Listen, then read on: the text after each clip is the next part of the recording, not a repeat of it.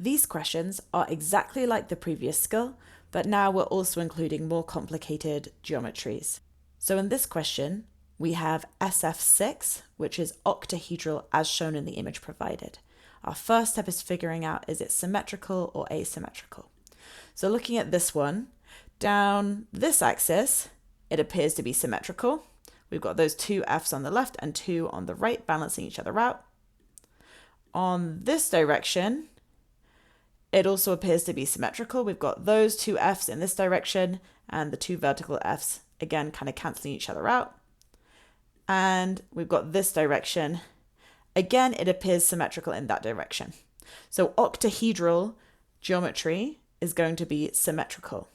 So we can fill that in here. Now, we know that if something is symmetrical, that means all the dipole moments will cancel each other out, and therefore we're not going to have an overall dipole on the molecule, and it's going to be non-polar. Let's do one more question of this type. Here we've got BrCl3, which is T-shaped, as shown in the image provided.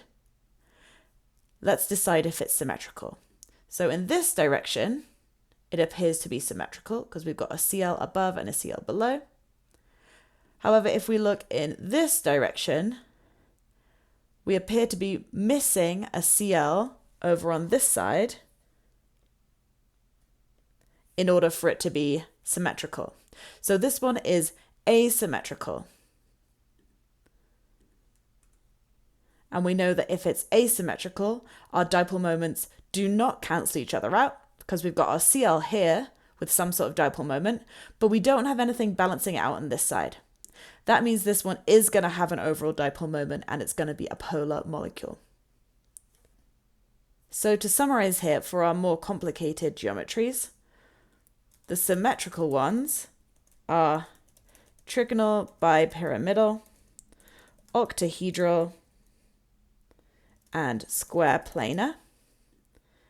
And then for our asymmetrical ones, we have seesaw, T-shaped, and square pyramidal. Finally, we have to remember, even if we have a symmetrical geometry, if any of the outer atoms are different from each other, that means it's asymmetrical and therefore polar.